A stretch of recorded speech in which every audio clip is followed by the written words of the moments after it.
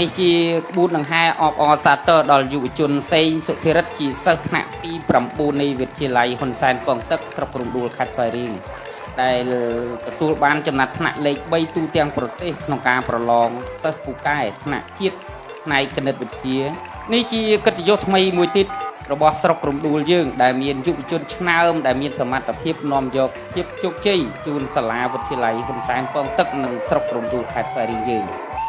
ងឃើញថាមានសិស្សានុសិស្សបានចេញមកខាងក្រៅឈើបណ្ដោយផ្លូវអមសងខាងក្បួនដង្ហែហើយយើងក៏ឃើញមានវត្តមានអញ្ជើញចូលរួម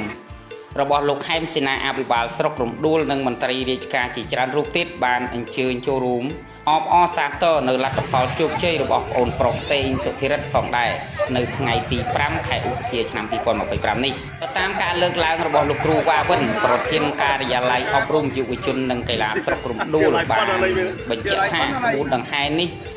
នឹងធ្វើដំណើរទៅជុំវិញស្រុករំដួលនិងបិទបញ្ចប់នៅវិទ្យាល័យហ៊ុនសែនពងទឹកនិងធ្វើពិធីសំណេះសំណាលផ្ដល់បានសរសើរដល់ប្អូនសេងសុធិរិទ្ធផងដែរ